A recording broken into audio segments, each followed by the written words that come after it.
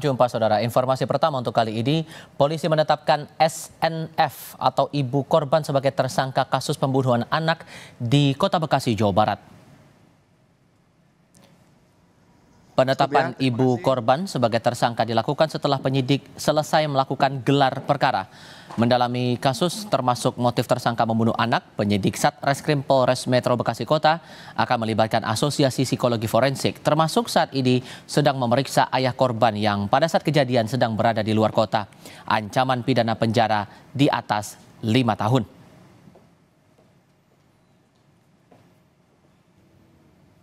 Saudari SNF atau ibu dari korban itu telah ditetapkan sebagai tersangka, ya, berdasarkan bukti yang cukup yang ditemukan oleh penyidik.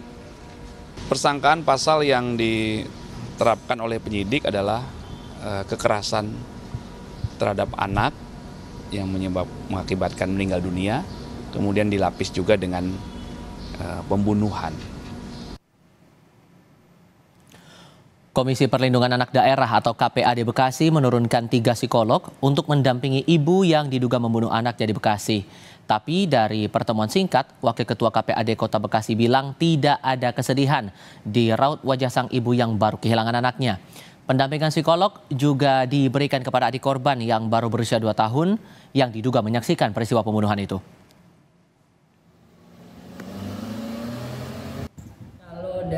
Kan memang dia secara komunikasi belum lancar ya, tapi ada beberapa indikasi sempat anak itu kaget, beberapa kagetan gitu ya, seperti ada shock trauma melihat sebuah kejadian yang belum pernah dilihat sebenarnya, karena anak itu masih usia 2 tahun ya, jadi belum bisa bercerita secara kata-kata, mungkin secara visual. Tapi kan paling penting hari ini adalah kita harus tetap melihat tumbuh kembang anak hari ini, jangan sampai ketika anak itu melihat justru akan mengakibatkan trauma pada anak.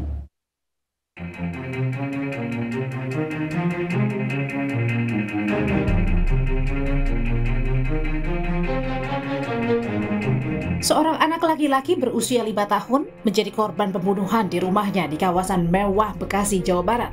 Kasus terungkap setelah seorang tamu datang ke rumah menemukan ibu korban, SNF, yang kini ditetapkan sebagai tersangka pembunuhan bersimbah darah. Sementara sang anak meninggal dunia dengan luka cukup parah. Sebilah pisau dapur diamankan polisi dari tempat kejadian. Barang buktinya? Barang bukti belum ini hanya pisaunya saja. Pisau sempat dicuci. Pisau apa, Bu? Pisau dapur. Pisau lantai 2, Bu? Lantai 2. Di tempat tidurnya dia sendiri. Dari keterangan sementara, pelaku mengaku mendapat bisikan gaib sebelum membunuh anaknya. Bahkan ketika diperiksa, ibu korban sempat tertawa. Nanti masih akan pendalaman, tapi hasil wawancara sementara bahwa ya terduga pelaku mendapatkan bisikan gaib. Pada saat kejadian suaminya ada di tempat nggak? Suaminya berada di Medan.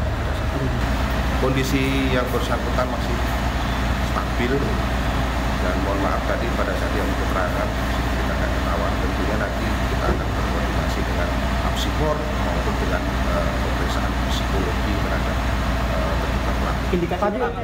Usai dilakukan gelar perkara, SNF ditetapkan sebagai tersangka dengan pasal kekerasan pada anak yang menyebabkan kematian dan pasal pembunuhan. Polisi akan melibatkan tim asosiasi psikologi forensik untuk mendalami kejiwaan pelaku. Tim Liputan Kompas TV. Untuk mendalami kasus ibu membunuh anak di kawasan elit di Bekasi, Jawa Barat ini kita bergabung untuk berbincang bersama dengan Adrianus Meliala, kriminolog dari Universitas Indonesia. Prof. Adrian, selamat sore. Selamat sore, Mas.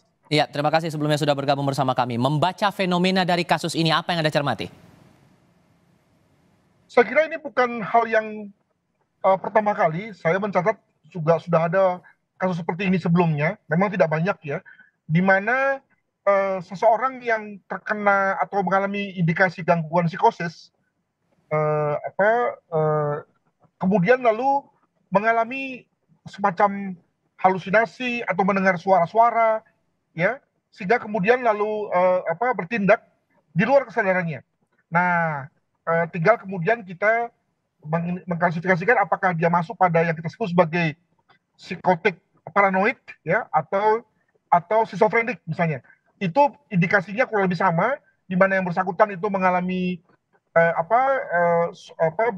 dorongan akibat dari suara-suara yang mengajak dia, mendorong dia untuk membunuh, mengingat kalau tidak membunuh maka kemudian dia lalu akan dibunuh oleh orang yang bersuara seperti itu. Nah, baru kemudian dia melakukan, dan setelah dia melakukan maka kemudian malah timbul rasa puas, rasa bahagia karena tadi telah selamat dari bahaya. Begitulah kurang lebih terkait dengan jalan berpikir daripada si pelaku. Jadi saya kira ini satu hal yang secara psikologi itu atau secara psikiatri itu umum terjadi pada kalangan-kalangan yang tadi saya katakan mengalami psikotik paranoid tadi. Demikian. Termasuk juga ada pengakuan dari pihak kepolisian bahwa sempat tertawa saat diperiksa penyidik, kemudian dari KPAD melihat kondisi saat ditemui itu tidak ada raut kesedihan. Ini murni faktor psikologis atau ada motif lain sebetulnya? Saya kira cocok ya dengan gambaran dari banyak, bukan banyak ya, tapi pelaku-pelaku dengan indikasi seperti itu, di mana si pelaku memang melakukan satu perbuatan tersebut di luar kesadarannya, dan begitu kemudian dia tahu bahwa dia sudah melakukannya, maka alih-alih muncul kesedihan, tapi malah kemudian muncul kelegaan. Apakah kemudian yang bersangkutan sebagai seorang ibu tidak muncul perasaan sedihnya ketika telah membunuh anaknya sendiri? Itu kita lalu bicara mengenai butuh waktu beberapa lama kemudian, sampai kemudian dia mulai muncul kesadarannya, tidak lagi dikuasai oleh schizofreniknya atau paranoidnya, tergantung nanti dari hasil pemeriksaannya. Barulah ketika itu dia mulai merasa murung, menyesal, sedih, karena tadi telah sadar bahwa dia telah membunuh anaknya sendiri. Jadi need some time lah untuk kemudian sampai pada situasi seperti itu. Butuh waktu berarti akan ada tantangan juga dihadapi penyidik untuk bisa mendalami perkara ini sesungguhnya. Makanya kemudian perlu diamati sih, diobservasi perilaku yang bersangkutan, diamati secara cukup lama, misalnya saja 2 hari, 3 hari. Sebab juga tidak bisa dipungkiri juga, Mas, bahwa ada saja orang yang kemudian berpura-pura gila ya, dengan mengatakan bahwa saya mendengar sesuatu, saya disuruh oleh orang yang saya dengar lewat telinga saya misalnya. Tapi apakah benar apa tidak? Kan agak susah bagi kita memverifikasinya lewat pengakuan sepihak. Ya. Makanya butuh apsifor itu tadi ya, Asosiasi Psikologi Forensik itu. Betul sekali. Nah, saya dalam hal ini memberikan satu perhatian kepada pihak kepolisian, yang dalam hal ini kok kelihatannya cepat sekali ya. Setelah ada kejadian lalu membuat gelar perkara dan kemudian menetapkan tersangkanya. Tanda tanyanya apa di kepala Anda dengan cepatnya proses itu? Ya yakin banget, padahal sebetulnya kemungkinannya masih terbuka luas gitu ya. Dan juga jangan lupa bahwa sebetulnya di kepolisian kan ada kewenangan melakukan diskresi untuk kemudian menetapkan pendekatan pasal 44 KUHP gitu ya, bahwa ketika ada orang yang melakukan satu perbuatan dalam konteks ketidaksadarannya, maka kemudian tidak usah lanjut ke proses yang selanjutnya. Jadi untuk apa ditersangkakan? Nah, dalam hal ini kelihatannya kepolisian cepat sekali untuk mentersangkakan, betapapun belum ada pemeriksaan terkait dengan kejiwaan dari yang bersangkutan. Sehingga seharusnya harus tes psikologi forensik dulu baru kemudian menetapkan status hukum barunya, begitu? Bisa juga sih seperti yang sekarang ini, tetapi kelihatannya yakin banget ya bahwa memang yang bersangkutan itu adalah orang yang normal sehingga kemudian lalu ditetapkan sebagai tersangka. Barulah kemudian muncul kesadaran untuk diadakan pemeriksaan. Nah, adakan saja diadakan pemeriksaan dulu, lalu kemudian ditetapkan sebagai tersangka, kan sebetulnya juga lebih bagus juga kan. Jadi tidak mengesankan bahwa polisi sebetulnya tidak ada perencanaan dalam hal ini. Sebab kalau begini kan kesannya jadi seperti polisi seperti buru-buru begitu. Ada pisau yang sudah dijadikan barang bukti dan sudah disita oleh polisi. Maka kemudian tindak lanjut apa lagi yang perlu diperhatikan polisi untuk mendalami perkara ini? Sekali lagi kalau kepolisian memang fokus pada pemeriksaan kejiwaan, maka saya kira nanti teman-teman psikolog akan berkata juga untuk melakukan pemeriksaan rekam otak ya dari yang bersangkutan. Cara berpikirnya begini, apakah pada saat yang bersangkutan itu membunuh, memang yang pelaku memang tengah berada dalam situasi ketidaksadarannya, situasi berada dalam cengkeraman psikopatiknya, ya, sehingga kemudian ketika dia membunuh, dia sebetulnya tidak bertanggung jawab terhadap perbuatannya, dan itu bisa terlihat lewat rekam jejaknya melalui pemeriksaan EEG, EKG, dan itu harus cepat ya agar kemudian tadi rekam jejak itu masih terlihat dalam konteks otak kita. Nah, menurut saya sih kalau saya jadi teman-teman serse lebih bagus itu dulu yang diurusin daripada melakukan gelar dan kemudian buru-buru menetapkan tersangka. Ada juga nih adik korban yang melihat saat peristiwa itu terjadi, maka bentuk penanganan seperti apa yang sepatutnya diperhatikan betul dari kasus ini? Saya kira karena umurnya masih 2 tahun sekian ya, kalau tadi saya tidak salah dengar, tentu yang bersangkutan belum bisa memaknai apa-apa terkait dengan apa yang dilihatnya. Jadi dia belum punya cukup kognisi untuk mengetahui bahwa itu adalah pembunuhan, itu adalah kekejaman dan seterusnya. Jadi kemungkinan belum masuk ke dalam long term memorinya.